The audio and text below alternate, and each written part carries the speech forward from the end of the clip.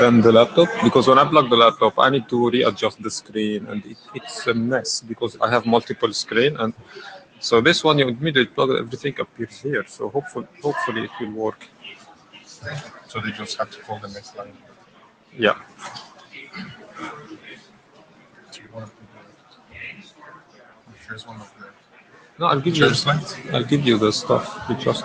But now I know. How you doing? Okay. Are you gonna put them now? yeah, well, the first one of the church slides so that people see this is INTAREA.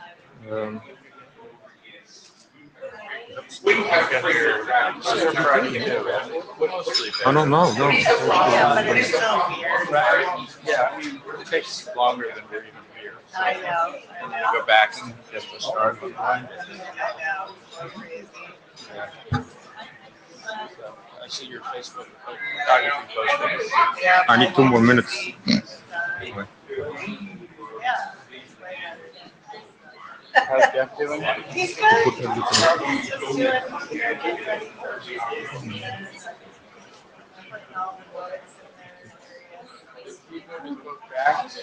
Okay. Yeah. Hi, Rick. Keep on.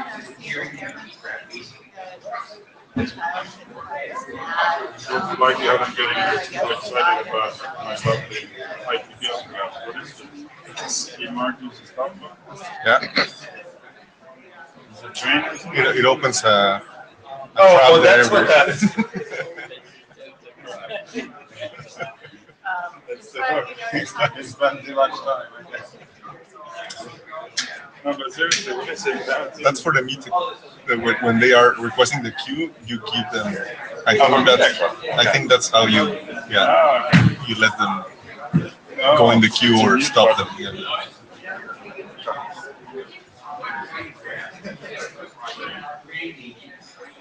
Not worried about Much like that. Right. running around. It's a real piece of work.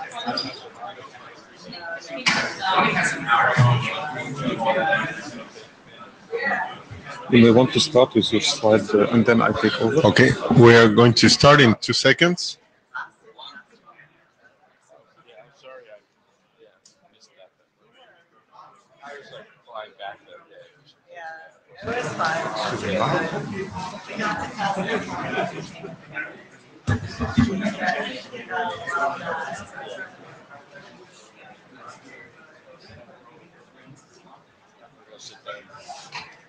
Oh, I'm done if you want. I'm done. Okay.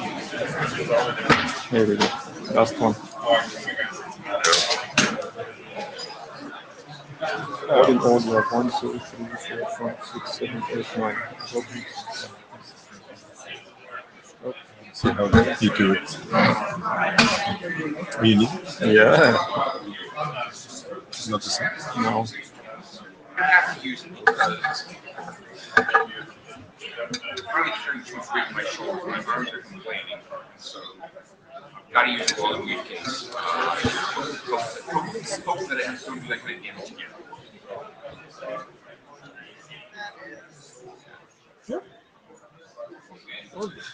Okay, hello everyone. Welcome to the INTAREA session.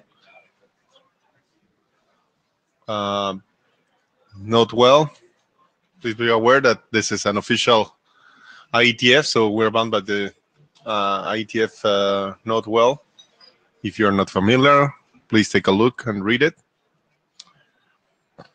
So the usual reminders, minutes are being taken, the meeting is recorded, your presence is logged, the blue sheets are around. Feel free to contribute to the minutes in the Etherpad. This will be public. Blue sheets should be going on right now. We have a note taker. Thanks, Ian. Jabber. Do we have a jabber? Someone that can help us with the jabber? Please. Bechet. Hey, Bechet. Can you do jabber for us? Yes. Thanks. Thank you. Thank you. Perfect. So the agenda, it's pretty full actually. We got a couple of last-minute ones. So we start with the document status as usual. Some announcements. Then Tom is going to give us an update on the GUI and ILA drafts. We have the IP broadcast considerations by Rolf. Next is the extended ping from Ron. Eric with the partially partitioned links. Special purpose IP addresses by Ron again. And then we have the MAMs by Satish and Hanu, and interconnecting networks sites by IP tunnels Lucy. Any comments or bashing to the agenda? Okay, hearing none. So let's start with the status updates. So the INTAREA tunnels. So we had some slides presented remotely from Joe and Mark in Berlin. Since then, there was some discussion on the list about the status of the document, whether this should be informational or BCP. And there was, I believe, an update to the document. I don't see. Is Mark in the room? He's not. Okay, so he was going to give a quick update to that. So we'll skip it, I guess, until he shows up. But we basically want to advance that document. They think it's in a pretty good condition, so their intention would be to move it forward. And again, if Mark shows up, we'll let him give a 1-minute update about it. But otherwise, please take a look and send comments if you have any. Other documents, we have the IETF INTAREA hostname practice, which is has been requested publication. It's currently in the ISG queue. Then we have the INTAREA ad hoc wireless communications, no update since July. I guess if you have no comments, Charlie, do you want to say anything or? Okay. So more updates, calls for adoption. We have a couple. The IETF INTAREA broadcast consideration, but Rolf is going to give a comprehensive presentation about it. Then we also have the NDO3 that we inherited. Now it's here, and Tom is going to present.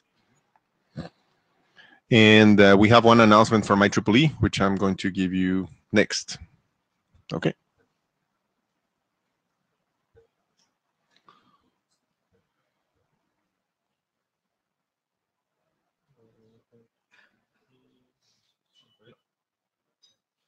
So last week, there was the IEEE 802 meeting, and you may remember there is this specification called OmniRAN, which defines a network architecture for IEEE 802 technologies, meaning something going a little higher layer than what they usually do, defining an interconnection of 802 technologies. And we have a coordination group between IEEE and IETF. This being an overlap, it was decided that we should give an update here in the INTAREA about the status of the specification. So you can take a look at the slides. There's a lot of details. I'm going to concentrate on the last part, but this is just a reminder that they are doing this is pretty much like a stage 2 if you're familiar with the terminology. So it's an architecture document. Whoops.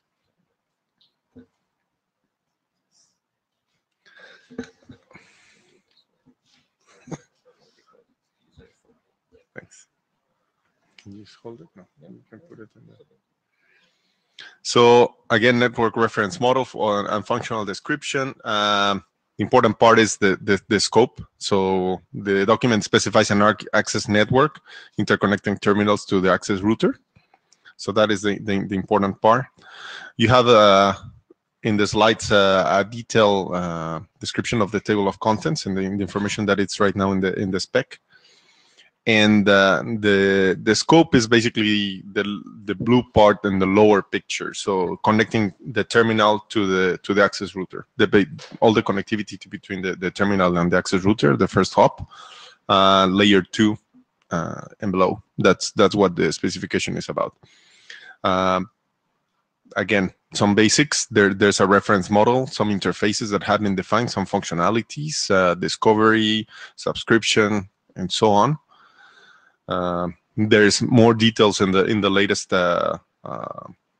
version, where we also define network management, coordination services. This is generic nomenclature, but it maps to basically ANDSF or those type of protocols that are used, let's say, in 802.11 networks to discover what kind of services the network provides. Or there could be like, if you do white spaces, what kind of frequencies there are available for you to connect. So again, describing a lot of details on the composition of the functions. The new topic that they added is network virtualization. So that's something that it's also being hot in this group. The idea is specifying the model that allows network virtualization. So some aspects of SDN and NFV and how they can be applicable to 802 technologies. And the reason why we're giving this announcement here is because the current draft is a little more readable now. It provides text for all sections, but still ongoing. There's been some letter ballots, which is like internal calls in the group over there. But now they are looking for network expertise to provide comments, and that's why we are presenting it here. Now the specification, the way IEEE works is this wouldn't be available to anyone that is not a member of the group until it's finished and published by IEEE. Now, because they are asking for inputs specifically from network experts, like here in IETF, there is a way, and there's an agreement between IEEE and IETF. So if you are interested in reading this specification, you have to contact the IEEE 802.1 chair, Glenn Parsons, and there is the email. So if you ask the chair as an IETF member to get a copy, he can unicast you a copy, and that is okay with the copyrights of IEEE. What is not okay is to put it in a public place that people can just get it. So that's it. Thank you very much. Yeah. So the next.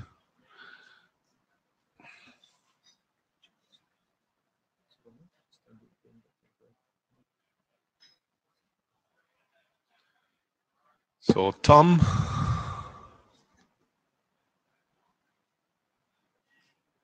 Is Tom in the room?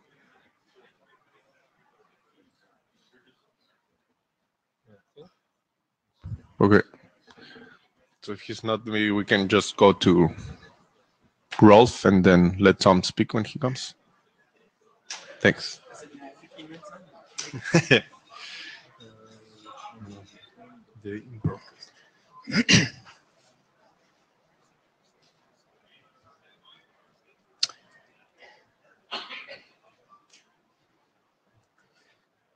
I just start. So this is about the privacy considerations document. On the chair slide, you saw this is an adoption call, but it has already been adopted by the working group. I hope not you have reverted that decision. Next slide. So just a quick recap where we're coming from. The origin of this work is basically we did experiments on large wireless networks. We did it on our campus network, and we did it also here at the IETF, where we found a lot of broadcast and multicast protocols, a lot of them proprietary. And what we could do with that is we could identify people, their devices, but we could also identify groups of people, how they share data, and basically build the social graph of the network just by looking at broadcast and multicast data.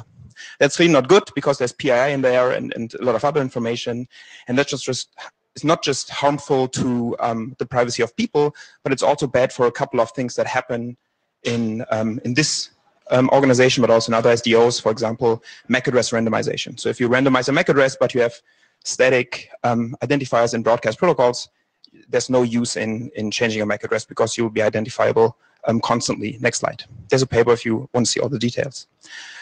So since the last meeting, the document has been adopted by the working group, and there were 3 revisions where we address mostly mailing list comments. There's a couple of comments outstanding, I get to that, but most of them have been addressed, and we extended the document content. Next slide.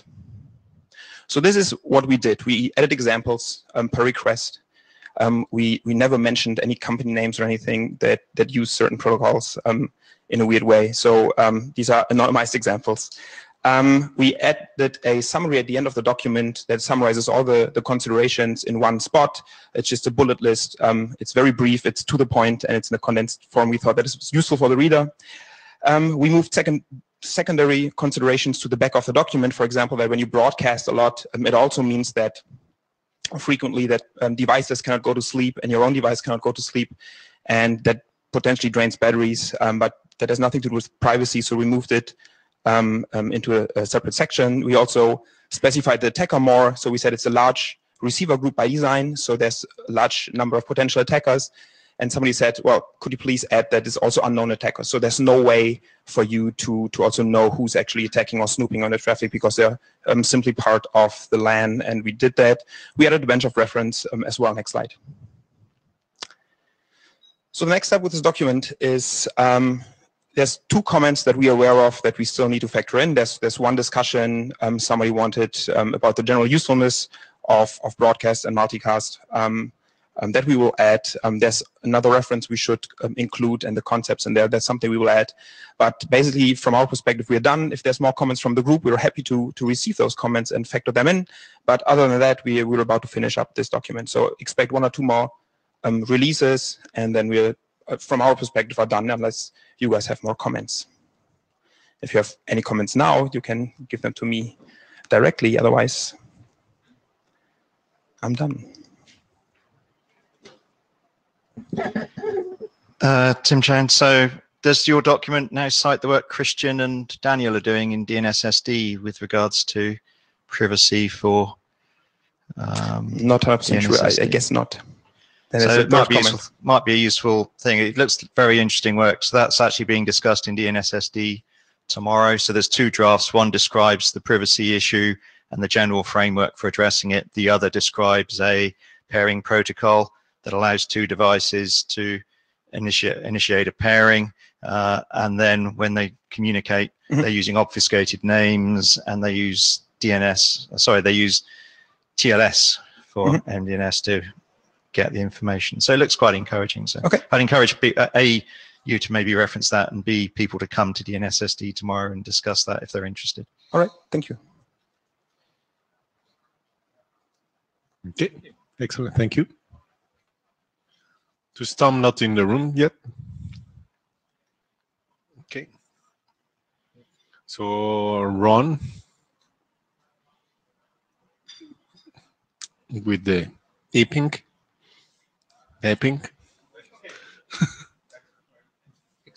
Its name has changed. It's now XPing. Because it's easier to pronounce. Okay, first slide. Okay, let's say for a minute that you're building a greenfield network. Could you speak closer to the mic, please? Oh, sure. Let's say for a minute that you're building a greenfield network. You would really like to use unnumbered interfaces on your point-to-point links between routers. Or if it's V6, you'd like to leave those with just link local addresses and nothing better. People would like to do this. The reason they don't is because they need to be able to ping an interface, and it's really hard to ping an unnumbered interface or an interface that has only link local addresses. So XPing to the rescue. Next slide. Okay, how does XPing work? Well, XPing is an application, and it is not only very similar to ping, it's a perfect analog to ping. It does exactly what ping does. It sends a probe, it waits for a response. The probe, instead of an ICMP echo, is an ICMP extended echo. Instead of an echo response, it's an extended echo response. The interesting thing is that XPing makes a distinction between the destination interface and the probed interface. The second bullet point is the only important part of this presentation. Pay attention, then go to sleep for the rest of it. Let's say for a moment you have a router. It has a loopback address that is globally reachable, and it has a bunch of unnumbered interfaces. You send your echo to the destination address, to the loopback. You send your echo to the loopback, and the echo has in it an identifier to tell you what interface you are probing. Now, obviously, it can't identify the probed interface by address because the probed interface doesn't have an address. It identifies it by port name or by IF index, or maybe by MAC address, or maybe by link local address. It identifies it some other way. So you send your echo, your extended echo message to the destination address, to the one that has a real global address. The echo message includes an identifier that tells you what interface you're probing, and then the response comes back giving you information about the probed interface and not the destination interface. Anyhow, okay, next slide. Okay, let's talk about exactly how it works. You send an ICMP message. The recipient of the ICMP message determines whether the query is well formed, whether the query type is supported. For instance, if you probed by name, if it will answer to a probe by name, whether the query uniquely identifies an interface. For instance, you might have tried to query by link local address, but guess what? Two interfaces on this router have the same link local, so it has to tell you whether. And then finally, it's going to tell you the status of the probed interface, and it's going to send you an ICMP extended echo message. It's a new message, and it's going to reflect the status of the probed interface. Next slide. Okay, we have an implementation. This is what it looks like. And this should look vaguely familiar. The xping command looks kind of like ping, except the command line's a little different. The -I tells you that I am probing the interface with the name gigi000.0, and the destination address 10.10.10.2 is actually the address of the loopback. I'm not probing the loopback, I'm just sending the packet to the loopback. I'm probing the interface at gigi000, which is unnumbered. I get a response back, and it tells me in this case that this interface is configured for both IPv4 and IPv6, and they're both up at the moment. Next slide. Okay. Here again, we're doing the exact same thing, except this time the probed interface is identified by its IPv6 link local address. We send, and also notice that the destination address, 10.10.10.2 is an IPv4 address, and the probed address we're identifying by its IPv6 link local. It's perfectly legal. For that matter, we could have identified the probed interface by its MAC address too, or any other kind of address it might have had. Next slide. Okay, here's a look at what the ICMP extended echo looks like. This looks phenomenally like the old echo, except you have an extension structure at the end of it. Next slide.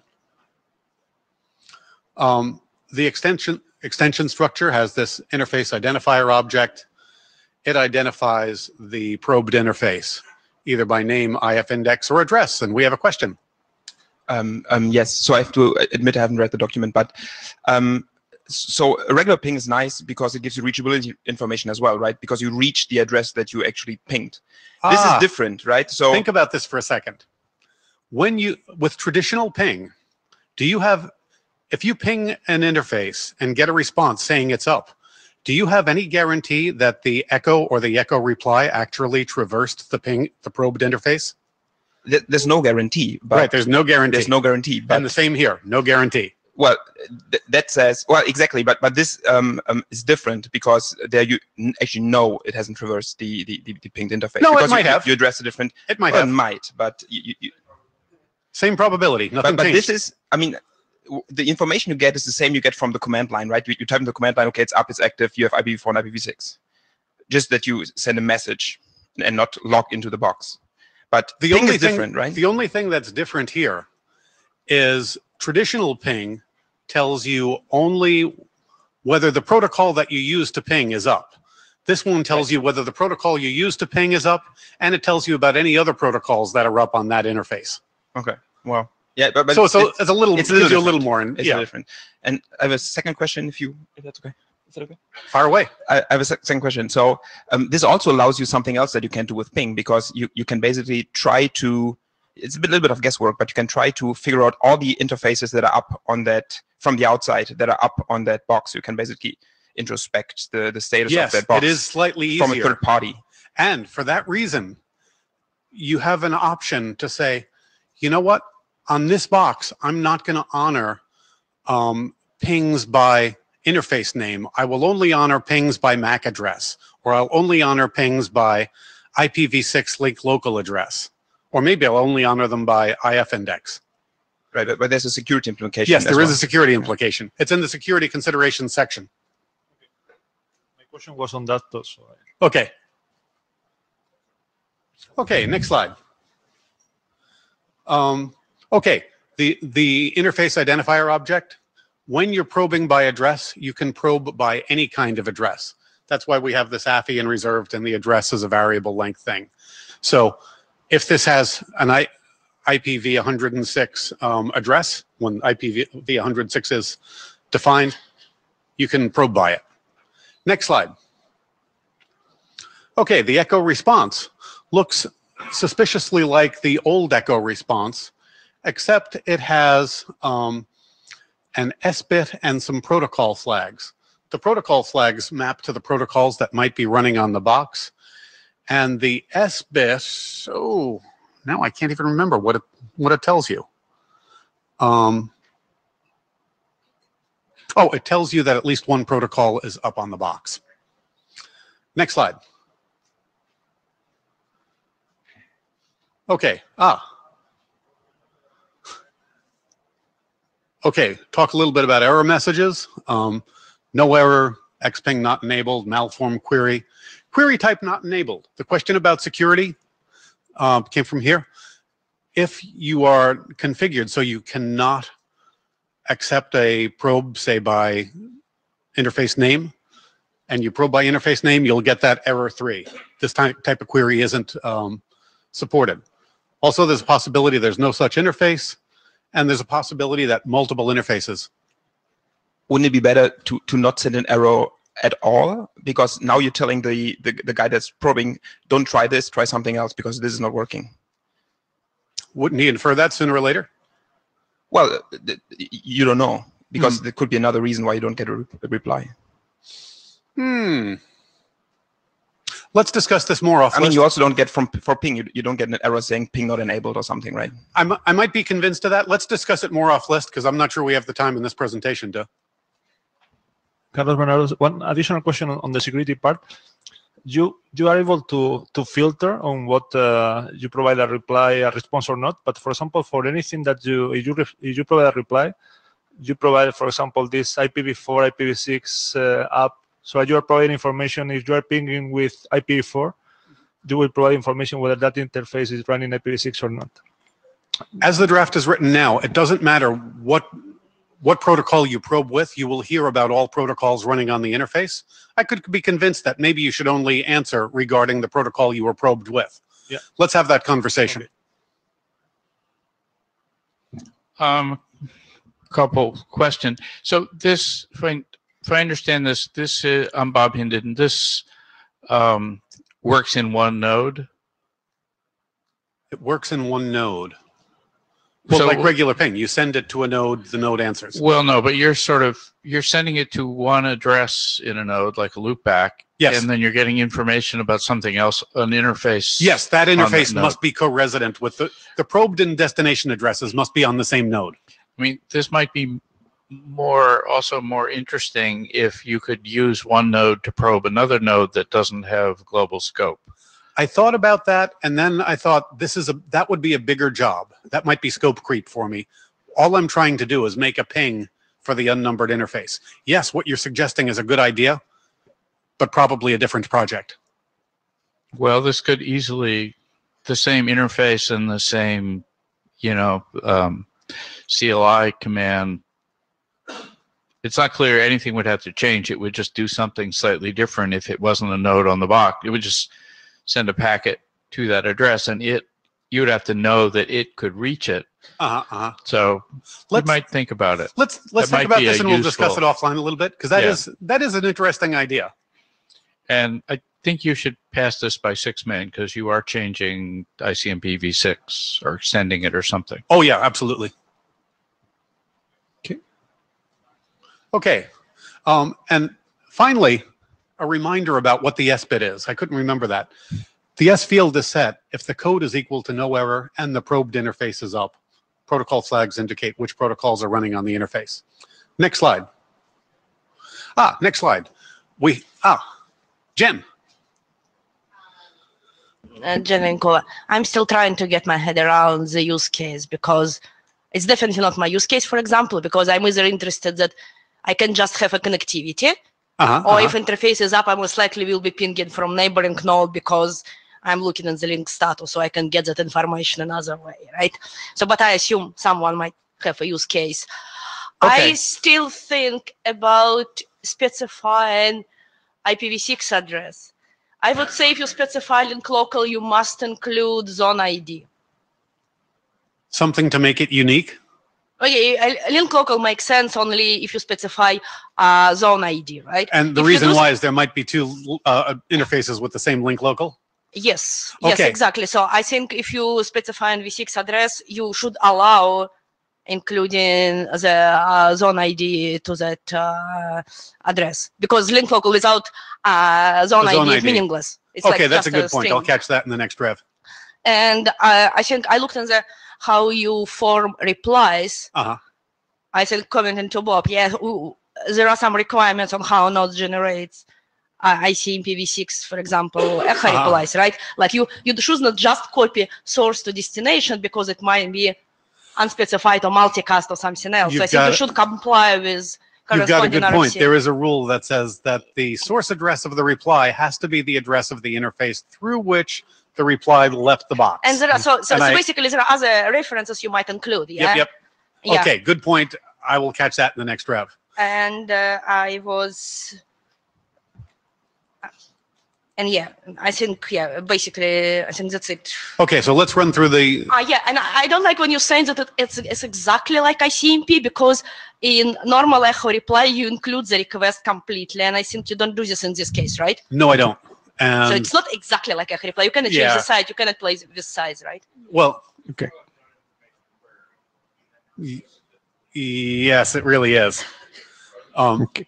So I think we're running out of time, but maybe we can take that to the list. They're definitely creating a lot of interest. Well, okay. At least questions. So. Okay. The first question is, do we have enough interest to have a call for adoption? Okay. So I guess you're asking the group. Yes. Or right? maybe we ask in an email soon. Yeah. Yeah, so I guess we'll do it on the thanks a lot. The list. And I will update the draft with the comments that we heard from Jen and from I lost you. Thank you, Ross. There you go. Thanks a lot. Thanks. So I think Mark is in the room, so maybe we can have 1 minute update on the draft that we.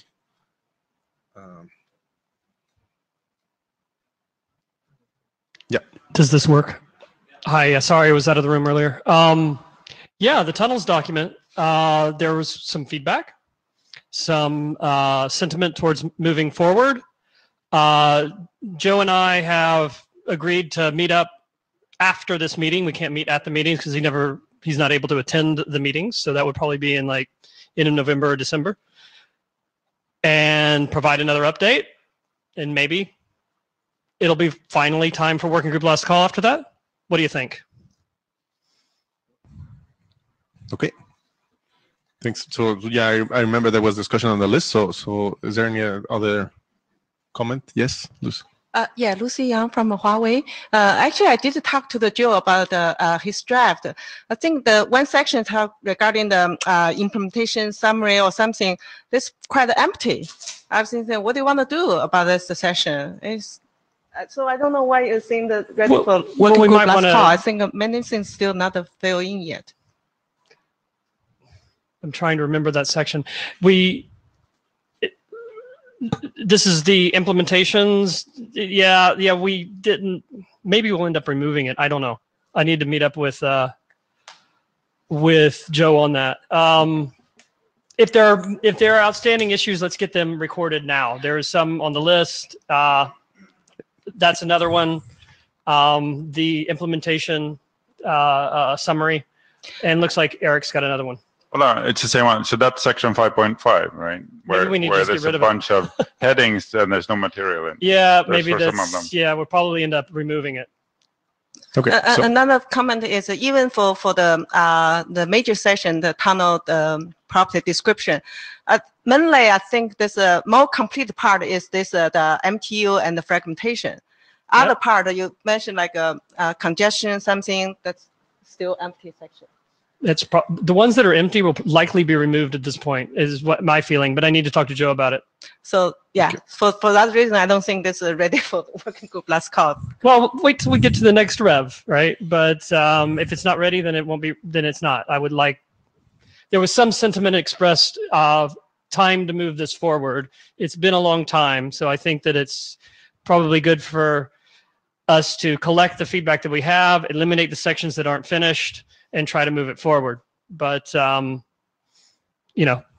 please give feedback to the list because Joe is holding most of the pen here. Yeah, exactly. I think that was his request. So please, if you don't mind sending those comments to the list, that'll help him and other people that didn't hear those discussions behind the doors. So Tom, you're back. Thanks. Hi, my name is Tom Herbert. I'm going to give an update on generic UDP encapsulation and identifier locator addressing. So generic UDP encapsulation, I presented this, I believe, last IETF in INTAREA, and the idea is a basic encapsulation format that's extensible. We requested working group adoption. Apparently it has been, so we now have a working group draft. One of the happenings since last IETF, we got an in-depth review by Bob Briscoe.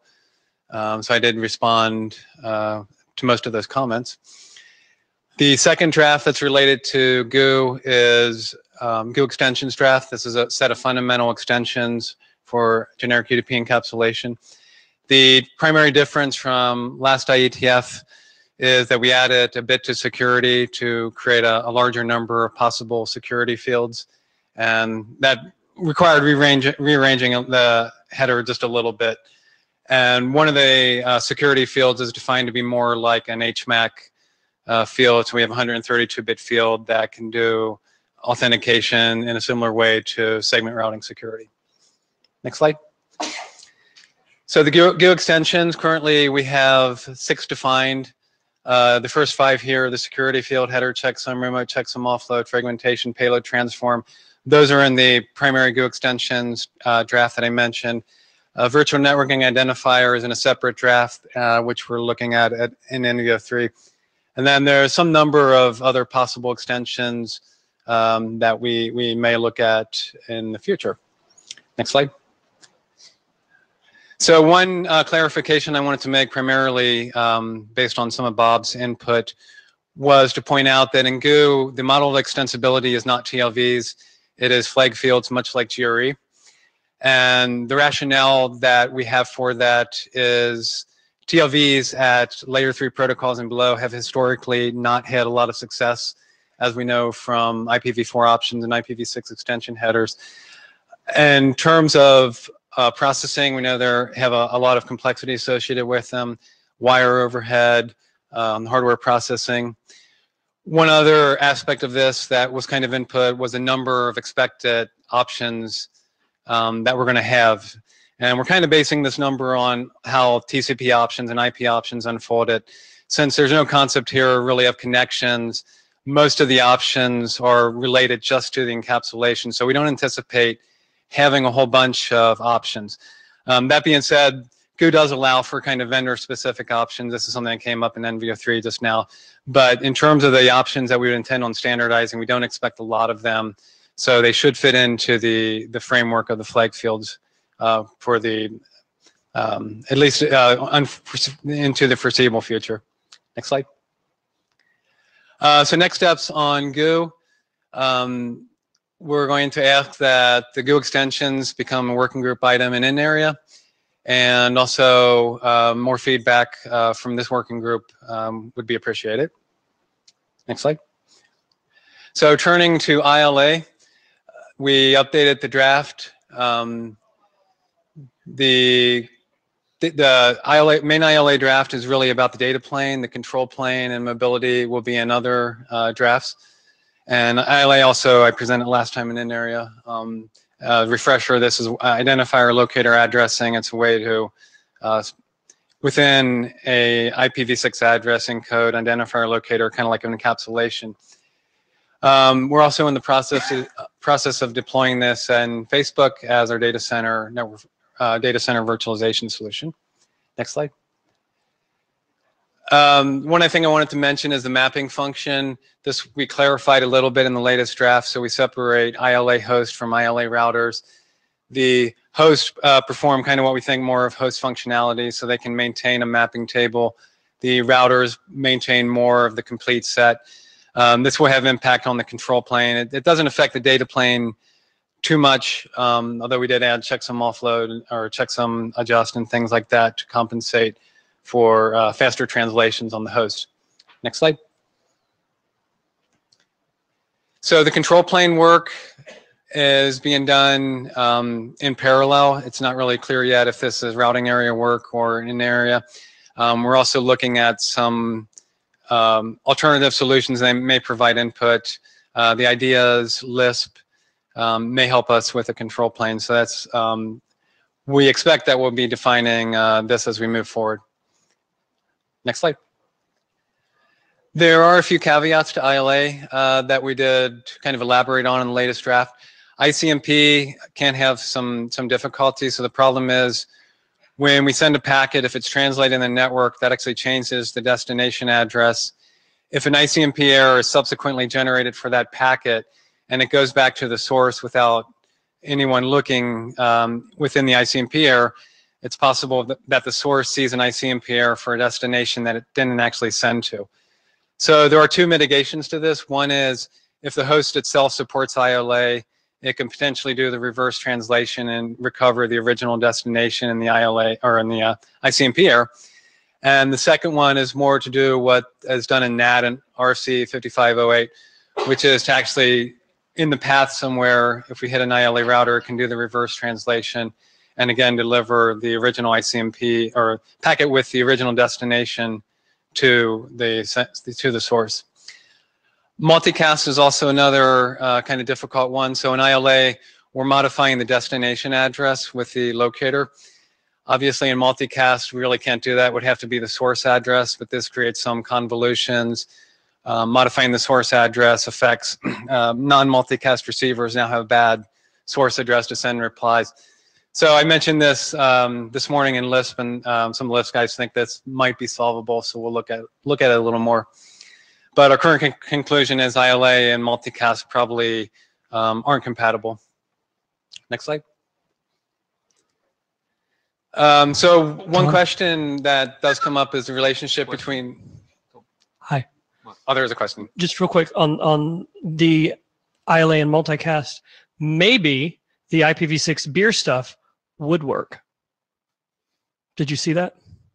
Because it's a unicast maybe address. The IPv6 stuff would work. And it does it does replication in a different way, not using multicast address space, right? And not the traditional way. So it's brand new, right? So those are still multicast addresses, right? Nope. Okay. Don't have to be. Then that sounds good. We modify the destination just like you do, but beer does. With unicast address? Yes. Okay, that's fine. So both ILA and GU are a means to do network virtualization, overlay networks, in a sense, locator identifier separation. So GU is an encapsulation. It allows extensibility. In particular, security is probably one of the stronger points, at least within a data center. ILA, no extensibility, but the advantage there is that means no on-the-wire overhead. And in fact, in ILA, a TCP/IP packet looks like TCP/IP on the wire, and so we have complete on-the-wire conformity. Next slide. So the next steps on ILA, we're also requesting that this be taken up as a working group item. And as I mentioned, in parallel, we will be working on the control plane for this, hopefully leveraging some of the existing work on control planes and other protocols that are similar. Mark? I have a question.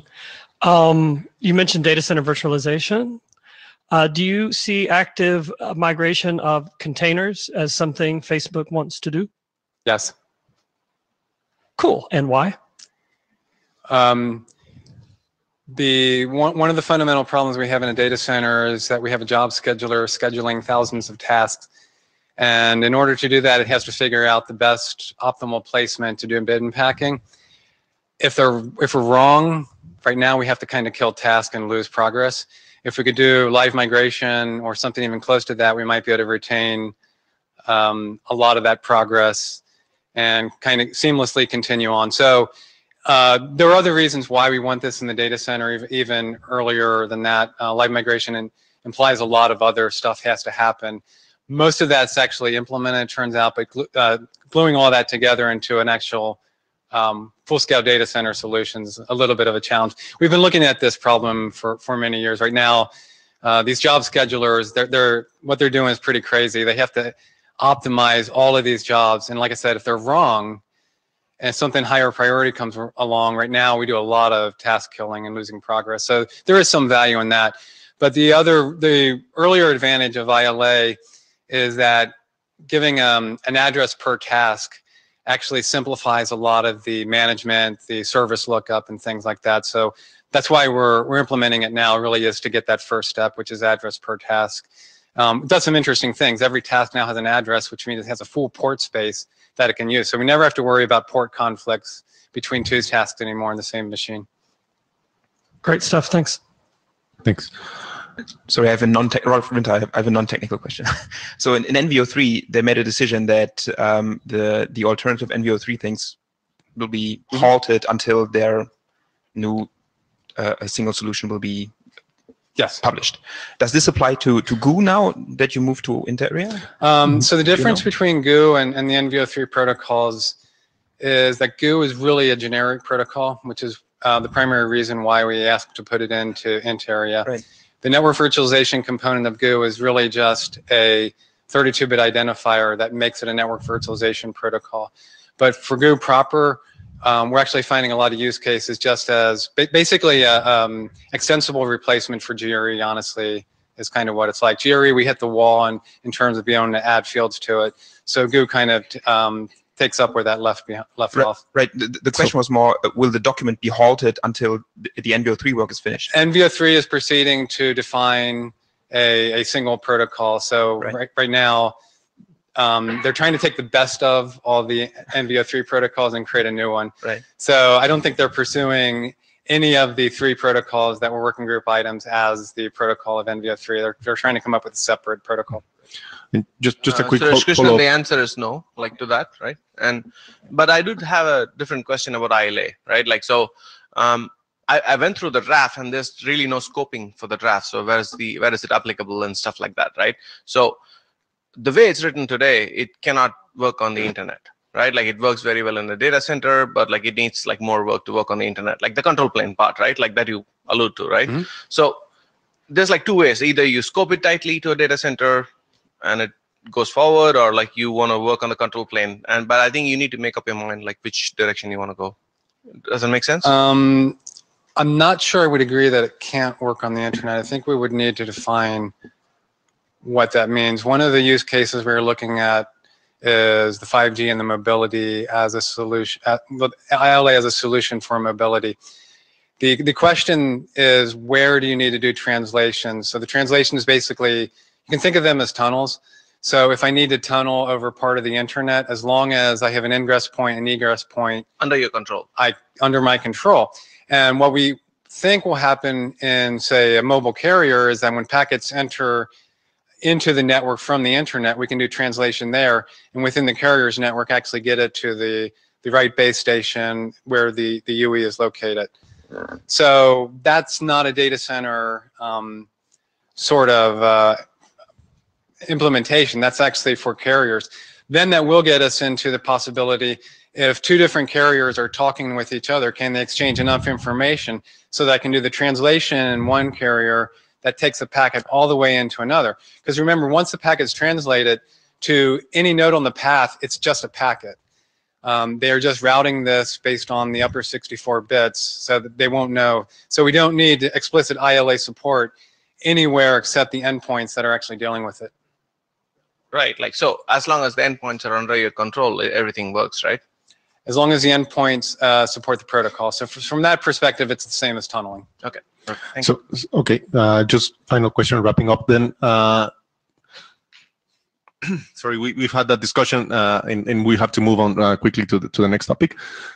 You said you were going to request a working group draft. We got GUI inherited from NVL3 here, and now we're having this discussion whether this is applicable to internet or a specific constraint. Are you assuming that it'll be adopted here or in NVL3, the ILA? Yes, we're asking for working group adoption in INTAREA for ILA. In INTAREA. In Berlin, we actually had an in-depth discussion with the IDs, and that was kind of their recommendation. Okay, so can we have 30 seconds before? It's very quick. It's just sure. I did this review for Tom, and there was a 2-month one-way delay on the reply, and I'll give a 2-month one-way delay on the, because it's got to be a symmetric path. Okay. It's just it takes that long to read all that stuff. Okay. Okay. Thank you. You will get a response. That was a great review, by the way. Thanks. Is it too late for one more comment on yeah, the sorry, we're stuff? very late on the. Okay. So, but just take it on the list. It's good for that. Hello, I'm Eric Nordmark. I'm going to talk about partially partitioned links. So just to refresh our memory, so these are links that looks like IPv4, IPv6, or looks like a layer 3 as a single link, but it doesn't uniformly forward packets between the different ports attached to the link. They're typically so that hosts can talk to routers and routers can talk to hosts, but hosts can't talk to hosts, to simplify. And there's at least 2 examples of this. One is split horizon being used in DSL, where the router thinks it's a single link, sees it as a single IP prefix assigned to that, but the host can't actually talk to each other. And the other one is private VLANs, which is a bit more complicated, and as a result, it's a superset. So the document talks about that as the sort of model for this, where you have 3 different classes of ports: promiscuous, community, and isolated. And in particular, this allows for having multiple promiscuous ports. So these are the ports that can talk to everybody, and that's where you would connect your routers. Next slide. So we've talked about this document a couple of times here in INTAREA. So I've added a few things based on comments from the working group. One is about DHCP implications. It turned out that there weren't any, but it was actually useful to look at DHCP v4 and DHCP v6, whether they would have any issues here. And as well as about redirects, where the observation is that, yeah, you need to turn off redirects for this because it's not clear that you can reach the target that you were redirected to, in particular with IPv6 redirects. And added an appendix about some layer 2 implications that have observed, which is a bit more sort of not part of the core of the document, because it's more of an operational observation that you can get into learning issues when you are using basically 2 different VLAN tags in the 2 directions for the packets flows. You might not actually learn the way you expect to. And in some earlier revision, I had added text about proxy ND that Dave Thaler had asked for. So I don't know if people want to have more refresher about the document. The last slide has some about that, or you can go read the document. It's not very long. But it seems like I haven't gotten any negative feedback of this stuff. There hasn't been that many comments other than the ones I've responded to. But it seems like this is operating a bit like a working group document in terms of going through the revision cycle and whatever. But my biggest question is this something that's useful? And if so, can we go through the process motions, making it a working group last call? Is this something that, making it a working group document, and then is this something that people can read and see, is it ready for a working group last call? The document is not very long. So thanks. Comments, questions? Well, we don't have much time, so let's take it to the list. But definitely, yeah, I think that makes sense to make a call for adoption and then make right there the announcement that this is something we want to advance. Thanks. So, Ron, are you still around? Thanks.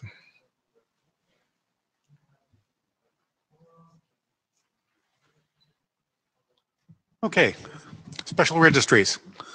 A few years back, well, every once in a while, the IETF allocates a block of addresses for a special use. Things like 10/8 or 192.168/16. You're all familiar with those addresses. Well, once upon a time, every few years, we used to write a document that talked about all of the special addresses and superseded the last one.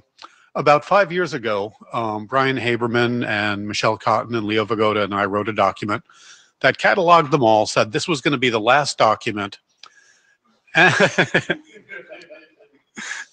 And from now on, we would just update IANA registries when you allocate a new special address.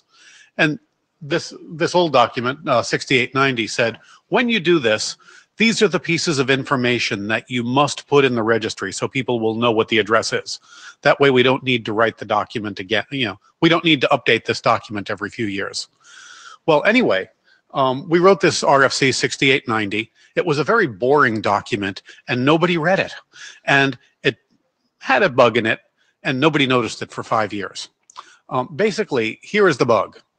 One of the attributes that I said you needed to describe when you posted a new registry is an attribute called global. And in my mind, what that meant is this prefix is likely to be found in the global routing tables. Anyway, years later, people used the document. They looked at this global field and said, hey, wait a minute. This special address, you say it's global and it's really not. And we all scratched our head a little while and thought about, well, why are we having this argument? Well, it's because our definitions of the word global were different. When I used the word global, writing the document the very first time, I thought it meant you're likely to find this in the global routing tables. What other people thought is global in the sense of the IP addressing architectures. Global meaning it has significance beyond the administrative domain. Global scope, exactly. Anyway, we updated the document to be specific about what we meant by global. And the meaning is global scope. Because we changed the definition of that word global scope, for a couple of the addresses, we changed their global setting from true to false. Or false to true. We thought it was false because it doesn't show up in the global routing tables, but if you use the other definition, this is true. So anyhow, this we can skip all the way through the slides. Mm-hmm. This document reiterates what the rules are. Well, first, it talks about all the special addresses. It reiterates the rules. What is it you need to say about an address when you're going to register it? And here are the things you have to say. Whoop, back up. Back up, back. You have 1 minute. Right there. Okay, I'll be through this finished. These are the things you have to say about an address. Next slide.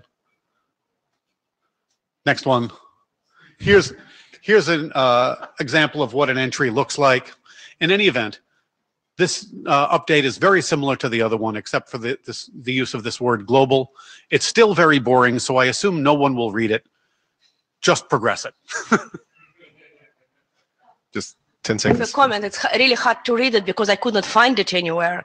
And either in the meeting materials, in the document tracker, I have problem finding it. I'm not sure if I'm alone. I think it's badly named, so it'll be fair to send it to the list.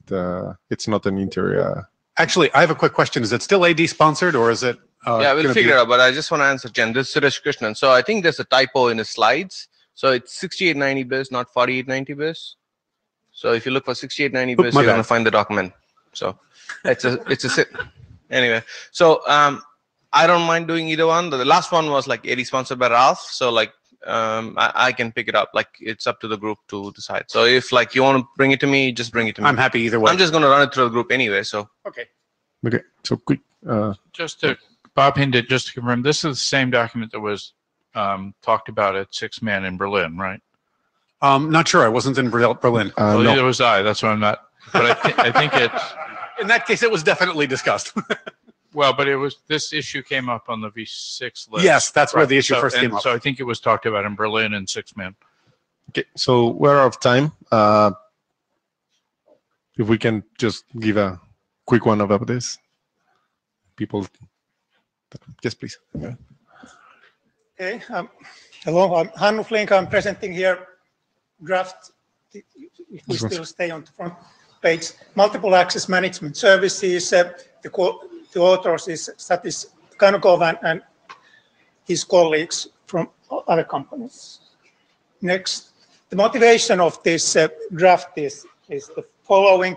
Currently, the devices, they are multi-connectivity capable. Similarly, the applications can handle multi-connectivity. Can you speak closer to the mic, please? Yes, but on the other hand, what was but on the other hand, the quality of experience depends on which access you are selecting and what is the core network and what is the path in the network. So Wi-Fi has totally different characteristics than LTE in terms of scalability and coverage. And similarly, the core networks, they differ what kind of services they offer. So in order to guarantee the best combination for quality of service, consistent quality of service, we need some sort of mechanisms to combine these different pieces of the connectivity. Next slide, please. So the MAMS is addressing that kind of problem. And what it proposes is the ability to select access and core network parts independently so that we can dynamically adapt this selection based on network conditions, so we have visibility in the network parts. It is a negotiation mechanism between the host and the network. Here are the requirements, what the draft lists properly. The main ones are the ones that the uplink and downlink accesses need to be able to be selected differently, and there is aggregation component in there. IP anchoring in terms of allocating the IP address for the mobility events needs to be flexible. It should come in depending on the access and different core networks. And what else? And the path selection needs to be based on the analytics of the network and change based on the status of the network. Next slide. Here is the architectural framework, the components, what this MAMS proposal brings into are the connection managers. We have network connection manager, which sees the network internals, has a visibility across these access networks, which are depicted here, DSL, LTE, and Wi-Fi, for instance. And it has a control path, negotiation path with the corresponding entity at the client side, connection manager there, client connection manager, as it is called. And then we have two proxies, data user plane proxies that deal with multiple user plane protocols. So the solution is not coupled with any of the transport protocols, but it is providing this capability of negotiate which IP address and which encapsulation and which transport protocol is to be used. Next slide, please. So in terms of the other IETF work on this area, this is a control mechanism for negotiating between the client and the network, the proper configuration to pick up the correct path in a dynamic way. It is agnostic to the transport protocols. I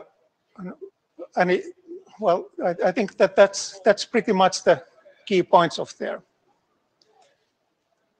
And then there are a couple of publications highlighting the benefits of doing this kind of path selection.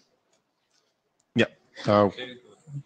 David Black, how does this relate to the work being discussed in the banana BOF? It relates pretty much. So I think that if banana BOF leads to a working group, that's probably the place where to discuss. All right, so I think I would suggest that's where this draft and topic belong then. Agreed. Do you suggest that we are presenting this tomorrow in the banana office? Okay, thank you. All right. Thanks, everyone. So, sorry we ran out of time for the last presentation, but thanks everyone for attending.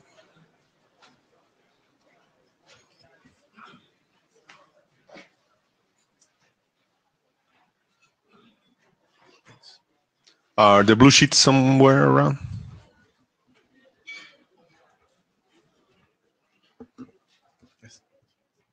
Huh? No. Well, you were asking questions. you should have noticed that the time was running. No, but next time. First. Yeah, from the well, that's what we did with them. They also we have to couldn't present in Berlin. Priority to the existing. I know, you're right. This is the part that I need to work on. Yes, you're right. Say it again. What is your suggestion? Waste another